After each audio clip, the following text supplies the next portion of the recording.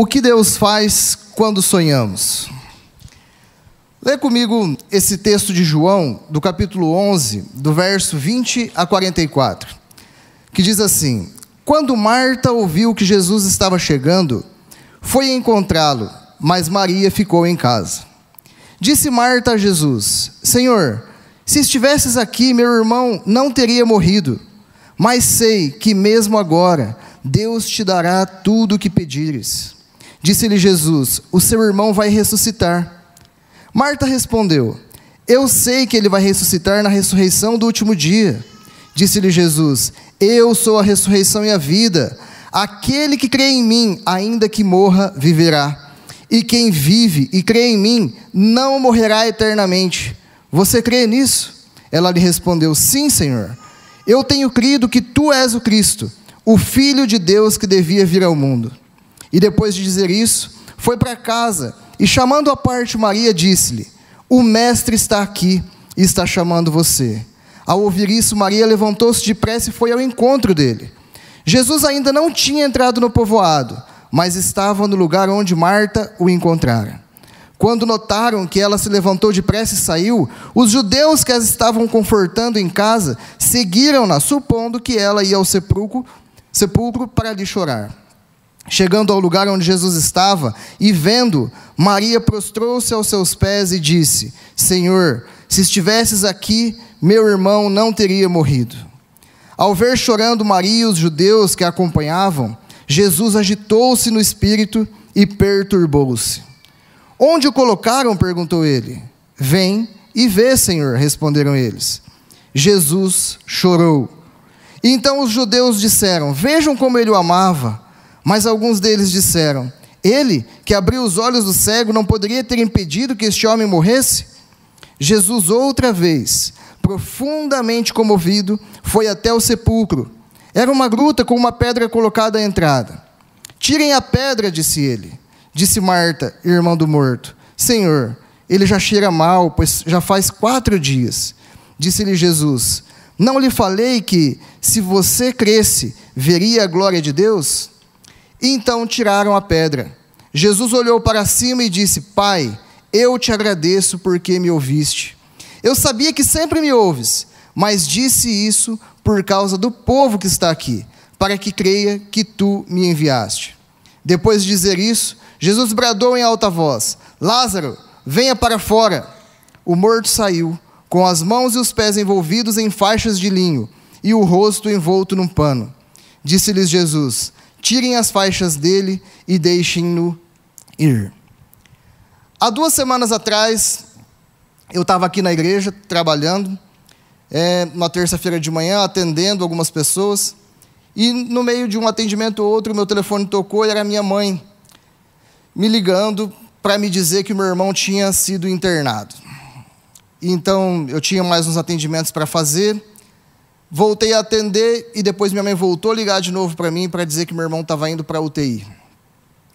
Eu voltei a atender mais umas pessoas e quando eu terminei de atender essas pessoas, eu fui para o hospital. E quando eu cheguei lá no hospital para visitar o meu irmão, bem na hora que eu cheguei lá no hospital, o meu irmão ele teve 3 paradas cardíacas e eu perdi o meu irmão. E eu ali, diante dele, diante do meu irmão, olhando para ele, vendo o coração dele dar as últimas batidas no monitor e vendo o médico olhar para mim e acenar com a cabeça para dizer que ele não tinha resistido, aquilo veio para mim um sentimento que eu acredito que eu nunca tinha passado por isso, um sentimento de medo, de frustração, de impotência, e a minha vontade ali era de me ajoelhar, era de gritar, era de chorar. Um sentimento que vinha lá de dentro assim que eu não sabia como reagir. E ali a vontade era de parar com tudo. Mas eu olhei para o lado, e ao meu lado estava a minha cunhada, a esposa do meu irmão. E eu pensei: agora eu preciso cuidar dela, eu preciso ser um suporte para ela. Porque ela estava ali também, do meu lado. E eu ainda tinha que sair dali do hospital e ir lá na casa da minha mãe para avisar a minha mãe que o filho dela tinha morrido.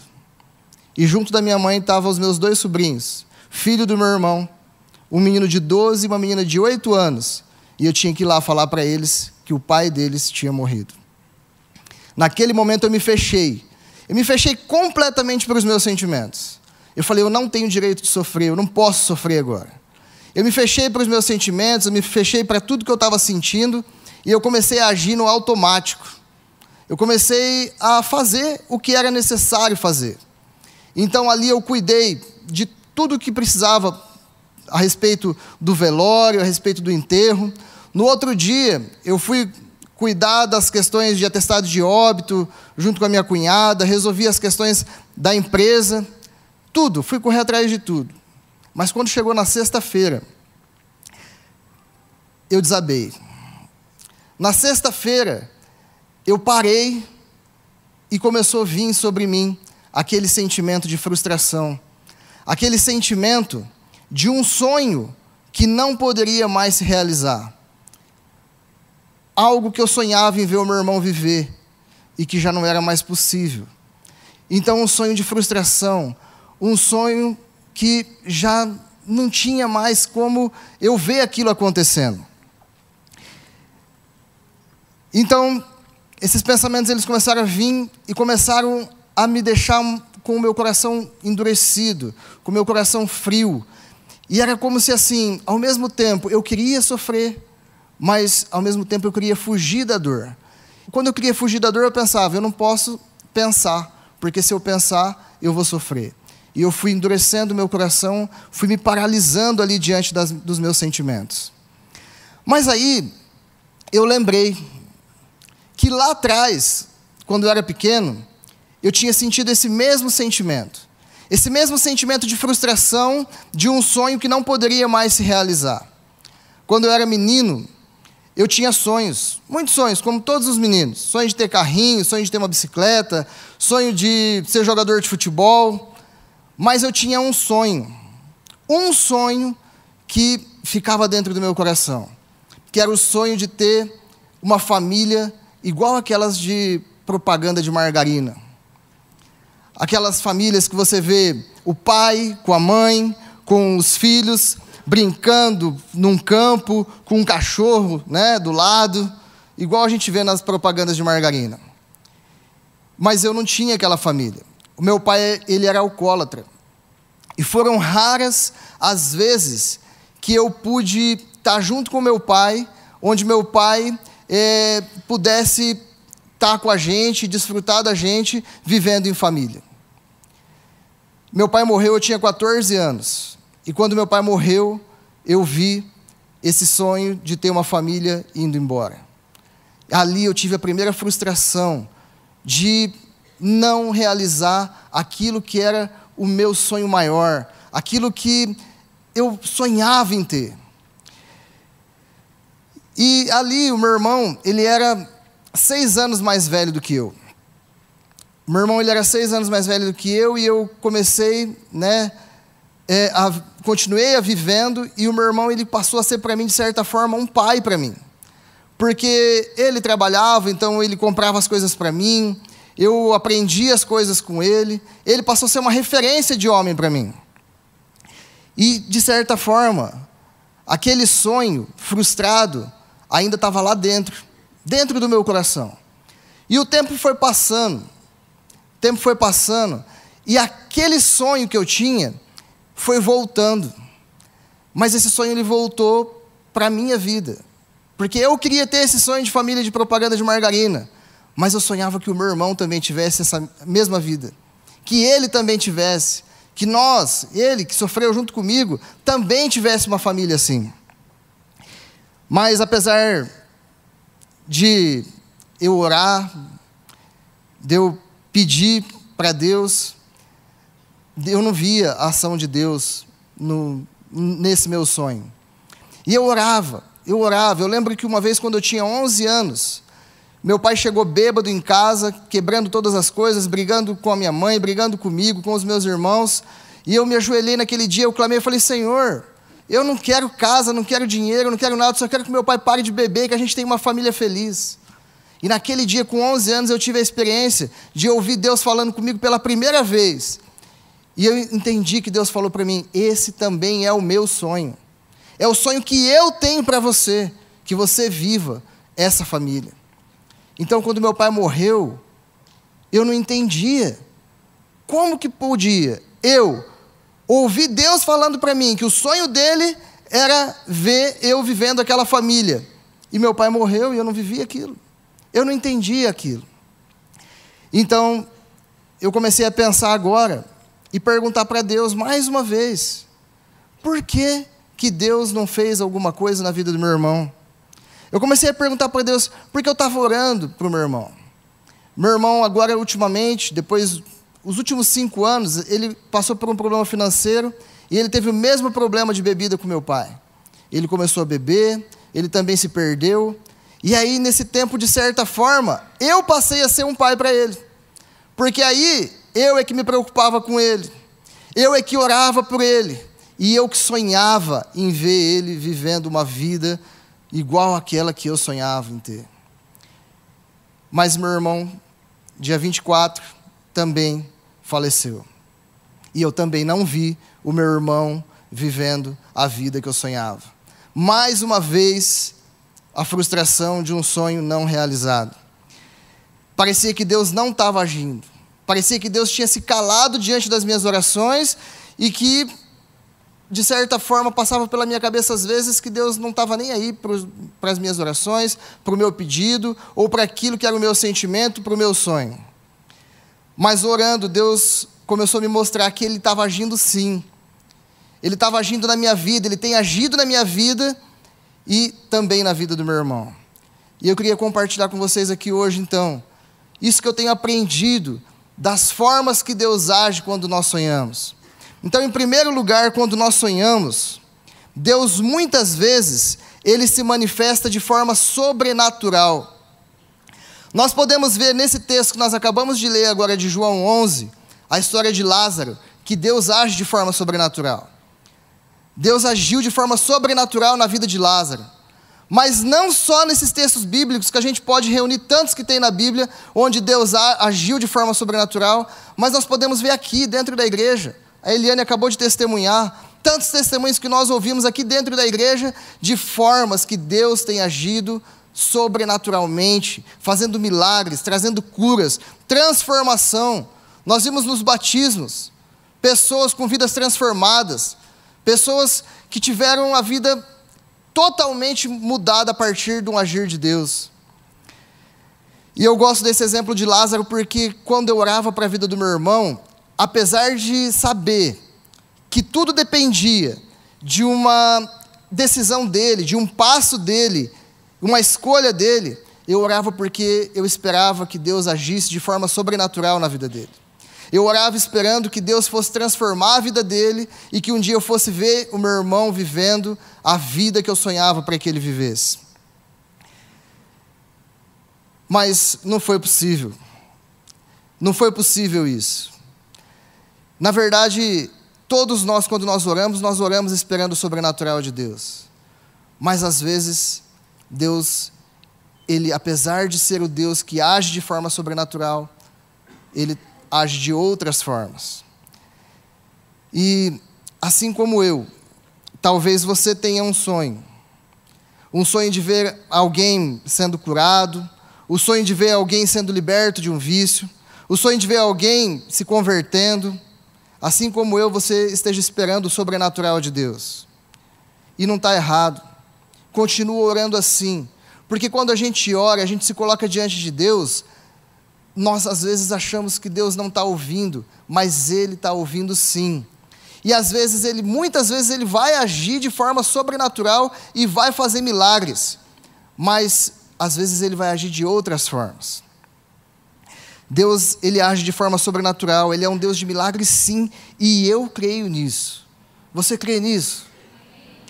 Mas é preciso saber que quando nós oramos a Deus, muitas vezes Ele vai agir de forma sobrenatural, mas outras vezes não. E nós precisamos conhecer as outras formas que Deus está agindo e conhecer quem é esse Deus, porque quando o milagre não acontecer, como não aconteceu lá quando eu estava orando pelo meu pai ou pelo meu irmão, nós podemos nos revoltar com Deus. Nós podemos nos virar para Deus. Então, respondendo a pergunta lá, né, o que Deus faz quando nós sonhamos? Em primeiro lugar, Deus age de forma sobrenatural. Mas em segundo lugar, quando nós sonhamos, Deus muitas vezes se cala. Muitas vezes nós colocamos os nossos sonhos diante de Deus, esperando o quê? Que Deus ele age ao nosso favor e cumpra o nosso sonho, cumpra o nosso pedido do jeitinho que nós pedimos para Ele. Mas veja o que diz lá no versículo 3-6, também do capítulo 11 de João. Então as irmãs de Lázaro mandaram dizer a Jesus: Senhor, aquele a quem amas está doente. Ao ouvir isso, Jesus disse: essa doença não acabará em morte, é para a glória de Deus, para que o Filho de Deus seja glorificado por meio dela. Jesus amava Marta, a irmã dela, e Lázaro. No entanto, quando ouviu falar que Lázaro estava doente, ficou mais 2 dias onde estava. Jesus, mesmo amando Lázaro e as irmãs dele, ele sabendo que Lázaro estava doente, ele permanece por mais 2 dias onde ele estava. Ele se cala por 2 dias. Muitas vezes nós vamos orar para Deus, pedindo que Deus faça o milagre, que Ele realize o nosso sonho, mas muitas vezes Deus vai se calar. E olha o que Jesus diz: essa doença não acabará em morte, é para a glória de Deus, para que o Filho de Deus seja glorificado por meio dela. E olha o que o texto diz sobre o sentimento de Jesus. Jesus amava Marta, a irmã dela e Lázaro. No entanto, quando ouviu falar que Lázaro estava doente, ficou mais 2 dias onde estava. Jesus ele não olhava as coisas do mesmo ponto de vista que nós olhamos. Jesus não olhava para a circunstância da perspectiva que nós olhamos. Jesus olhava para a situação dos olhos de Deus, dos olhos de quem vê o todo, não de quem vê o agora. Quando eu era pequeno, eu orava para Deus. Eu orava para o meu pai parar de beber. Eu orava. Mas Deus ele não fez a transformação. Eu vi meu pai morreu e eu não entendia por que Deus não tinha feito. Eu não entendia. Tinha 14 anos, eu não entendia por que ele não tinha agido naquela situação. Ele se calou diante daquela situação. Lá no verso 21, disse Marta a Jesus: Senhor, se estivesses aqui, meu irmão não teria morrido. Ela devia estar pensando: Senhor, se o Senhor tivesse vindo antes, se o Senhor tivesse chegado a tempo, quando nós mandamos chamar, o Senhor tinha curado meu irmão. Era o que eu pensava lá quando eu orava, quando eu era pequeno. Era o que eu pensava quando eu olhava para o meu irmão e dizia: Senhor, por que o Senhor não curou? Por que o Senhor não atendeu o meu pedido?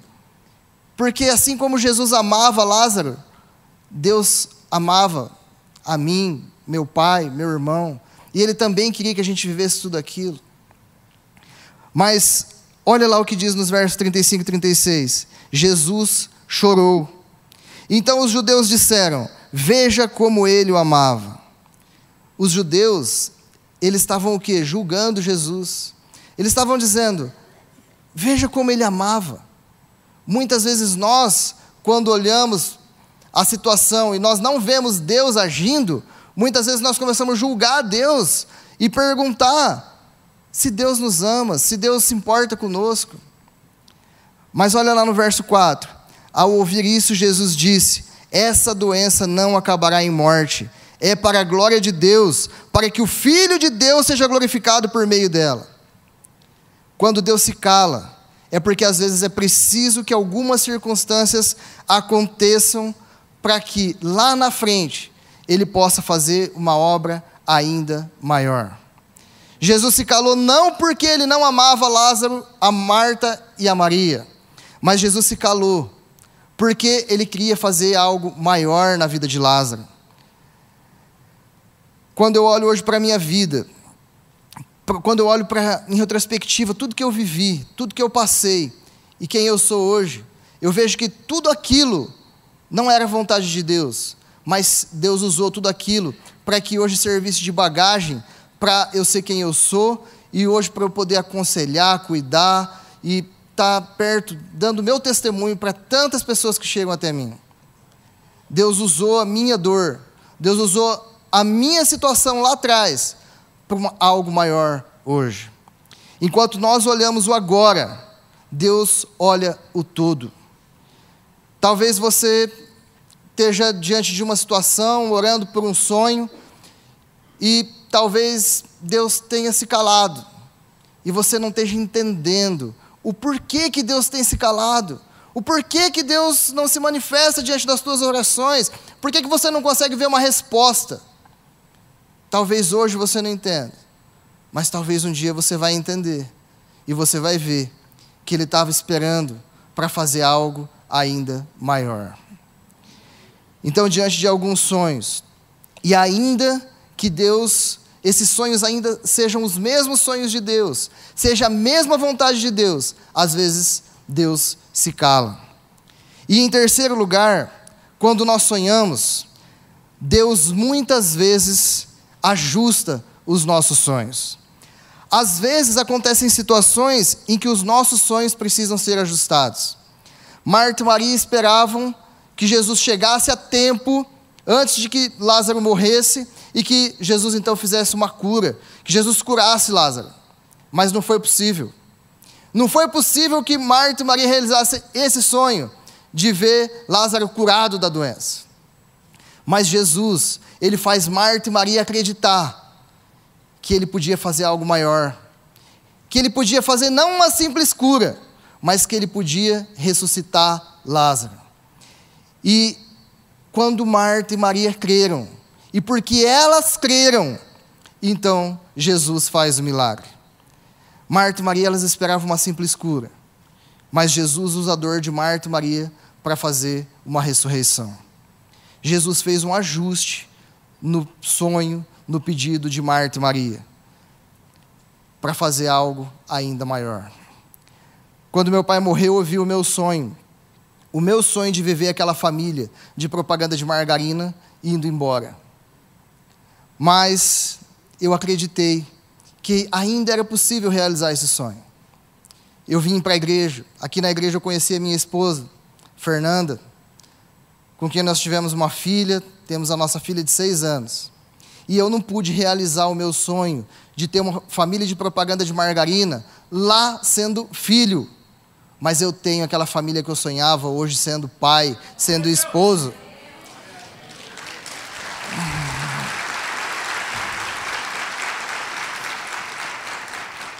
E o meu irmão também, eu sonhava em ver ele vivendo uma vida e tendo a família que eu tenho hoje.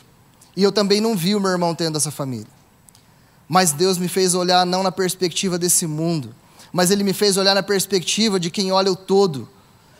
E eu tenho certeza que nos últimos dias de vida do meu irmão, ele entregou a vida dele genuinamente a Cristo. E pela glória e misericórdia de Deus, pela graça de Deus, eu creio que o meu irmão hoje foi salvo. Então eu tenho aprendido que Deus faz ajuste nos nossos sonhos. Ele usa a nossa dor e dá a nós coisas ainda maiores do que aquilo que nós pedimos. Quando eu pedi uma vida feliz para o meu irmão aqui na terra, Deus deu a vida eterna para ele lá no céu. O problema é que dificilmente nós olhamos para essas duas últimas formas de Deus agir. Nós olhamos e queremos ver aquilo que nós esperamos que Deus faça, o sobrenatural. E por isso que eu vim compartilhar com vocês hoje. Porque Deus, Ele vai agir de forma sobrenatural e Ele pode agir sim. Continue orando, acreditando, porque Ele vai agir de forma sobrenatural. Mas muitas vezes Ele vai se calar para fazer algo maior. E muitas vezes você precisa olhar para os seus sonhos e fazer ajustes para que Deus realize os seus sonhos. Então, para finalizar aqui minha mensagem, eu queria falar de como que deve ser a nossa forma de agir diante do agir de Deus. Como deve ser a nossa postura diante do agir de Deus? Em primeiro lugar, nós devemos honrar a Deus. Quando Deus age de forma sobrenatural na nossa vida, quando Ele realiza os nossos sonhos, quando Ele atende o nosso pedido, nós devemos honrar a Deus. Nós devemos honrar a Deus com as nossas vidas. Quantos testemunhos eu tenho ouvido aqui na igreja, eu tenho visto pessoas falando, contando daquilo que Deus tem feito na vida delas. E depois de um tempo eu vejo essas mesmas pessoas voltando para o mundo e vivendo como se nada tivesse acontecido. Se Deus agiu de forma sobrenatural na sua vida, honre a Deus com a sua vida, para que pessoas possam conhecer Deus através de você, para que a sua vida possa impactar a vida dos outros e levem essas pessoas a serem transformadas, assim como Deus fez na sua vida um dia. E em segundo lugar, quando Deus ele se cala, nós não devemos desistir dos nossos sonhos. Às vezes nós achamos que Deus não se importa conosco. Nós achamos que Deus não está nem aí para nós, nós simplesmente desistimos dos nossos sonhos. Nós guardamos os nossos sonhos lá dentro, escondemos, achando que nunca mais será possível aquilo. Mas lembre-se que quando Deus ele se cala, Ele não se cala porque Ele não se importa com você ou porque Ele não te ama. Ele se cala porque Ele está preparando para fazer algo maior na sua vida. Então, ainda que as circunstâncias se mostrem contrárias, não desista do seu sonho. Permaneça conectado com Deus. Marta e Maria, elas podiam muito bem ter se revoltado com Jesus, ter ido lá e falado: ó, Senhor, o Senhor não veio aqui, nós oramos, pedimos para o Senhor, mas o Senhor não veio aqui. O Senhor nem ligou para mim, o Senhor não se importa com a gente. Mas não foi isso que elas fizeram. O texto diz que quando Marta fala para Maria, o mestre está aí, ela sai correndo e vai chorar aos pés dele, porque ela sabia quem ele era. Ela sabia o Deus que ele era, e que ele podia fazer milagres sim, e ir além daquilo que ela estava pedindo para ele. Então, não desista do seu sonho. Quando Deus se calar, creia e permaneça conectado nele, porque Ele está te preparando para fazer algo ainda maior na sua vida. Em terceiro lugar, quando Deus faz ajuste aos nossos sonhos, nós precisamos aceitar o ajuste de Deus. Às vezes Deus permite que circunstâncias aconteçam em nossas vidas, mas isso não quer dizer que Deus desistiu de você. Às vezes Ele vai precisar fazer um ajuste, e nós vamos precisar olhar para Deus, para aquilo que Ele está fazendo, e aceitar o ajuste dele, para que a gente possa desfrutar do sonho que Ele tem para as nossas vidas. Não foi possível eu ter a minha família, verdade, lá sendo filho, mas eu tenho a minha família hoje sendo pai e esposo. Não foi possível eu ver o meu irmão aqui na terra, vivendo a família que eu sonhava para ele, mas eu sei que o meu irmão está no céu e um dia nós vamos estar juntos com Deus lá no céu. Marta e Maria não viram Jesus curando Lázaro, mas elas viram Jesus ressuscitando Lázaro. Então não se prenda a querer que Deus realize os seus sonhos da maneira que você quer que Ele faça, mas olhe para o agir de Deus, olhe o que Ele está fazendo na sua vida, e desfruta daquilo que Ele tem para você. Nós criamos os nossos sonhos, olhando para o hoje. Deus planeja e faz sonhos para as nossas vidas, olhando para o todo. Tem o texto de Jeremias 29:11 que diz: porque sou eu que conheço os planos que tenho para vocês, diz o Senhor. Planos de fazê-los prosperar e não de causar dano. Planos de dar a vocês esperança e um futuro. Talvez existam aqui hoje pessoas que, assim como eu, sonham em ter uma família daquelas de propaganda de margarina. Talvez existam aqui mães que sonham em ver o seu filho vindo para a igreja, se convertendo. Talvez esposos, esposas que estão orando pela transformação, orando por algo novo na vida do esposo, um relacionamento, a restauração de um casamento, de um relacionamento. Alguém que sonha em ver um ente sendo curado. Mas talvez tenham aqui hoje pessoas que, assim como eu, tenham se fechado para os seus sonhos. Pessoas que tenham tornado o seu coração endurecido e tenham deixado de sonhar. E talvez você esteja aí vivendo por viver, no automático, sem prazer, sem gozo de acordar todos os dias. Eu sei, dói. Nos momentos que eu paro, nos momentos que eu acordo de madrugada, me vêm imagens do meu irmão, de tudo aquilo que nós vivemos desde pequeno, de tudo aquilo que ele fez por mim, e de tudo aquilo que eu sonhava em ver ele viver. Mas, junto com esses sentimentos, com esses sonhos, com essas imagens dele, me vem o coração dele dando os últimos batimentos naquele monitor e o médico olhando para mim e acenando que ele não tinha resistido. E a vontade que dá é de parar de sonhar. A vontade que dá é de viver no automático, de não fazer mais planos, de não fazer mais sonhos, de simplesmente viver por viver. Mas Deus, Ele tem falado comigo, e eu sei que se você está aqui hoje, é porque Deus preparou esse momento para você. Deus preparou esse momento para trazer aquele sonho que está guardado lá dentro, que talvez você já tenha desistido, que você tenha achado que Deus se calou e que Ele não estava nem aí para esse sonho seu. Talvez você tenha um sonho e você não está se importando com ele porque você já não acredita mais.